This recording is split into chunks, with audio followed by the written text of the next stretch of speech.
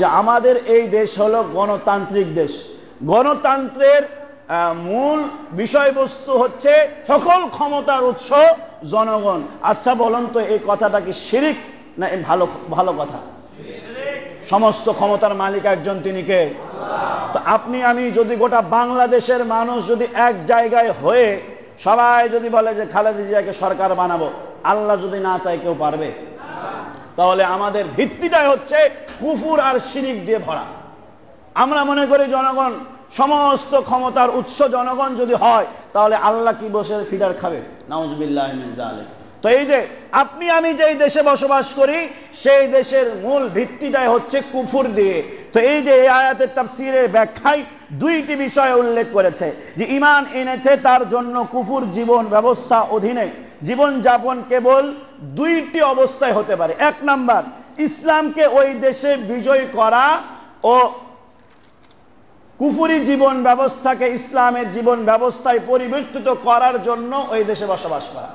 এক নাম্বার কি, যে আপনি আমি এই দেশে বসবাস করি, যে এই দেশে বসবাস করার কারণ এক নাম্বার এইরকম হওয়া লাগবে যে এই কুফরি মতবাদটাকে পরিবর্তন করার জন্য নিজেদের সর্বোচ্চ চেষ্টা থাকা লাগবে। কেউ কি কখনো চেষ্টা করেছি?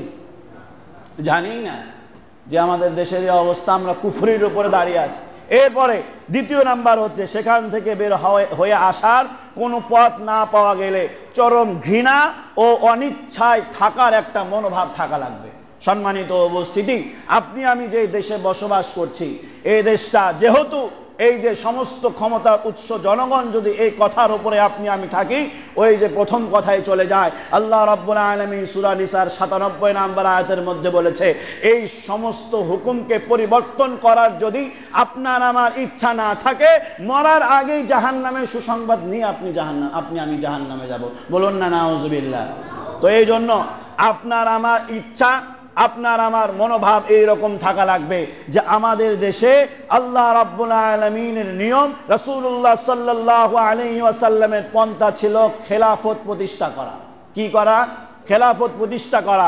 এই খেলাফত প্রতিষ্ঠা করার জন্য যেই সমস্ত মানুষগুলো বলবে যে আমরা ক্ষমতা নিয়ে এরপরে খেলাফত প্রতিষ্ঠা করতে চাই, অথবা আমরা কোরআন ভিত্তিক সমাজ গড়তে চাই, তাদের পাশেই আমরা থাকবো। পারবো তো ইনশাআল্লাহ?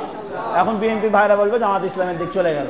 কয়েক জুমা থেকে এই কথাগুলো এই জন্যই বলছি যে সামনে নির্বাচন আসতে পারে, অথবা ত্যাগের কথা আলোচনার ভিত্তিতে এই কথাগুলো আসছে যে আপনি আমি অবশ্যই, আমি তো বারবার যে কথাটি বলি যে আপনারা অন্য দল যারা রয়েছেন, আপনাদের আমাদের সবার পথ একটাই কোরআন। কথা বলেন ঠিক কিনা?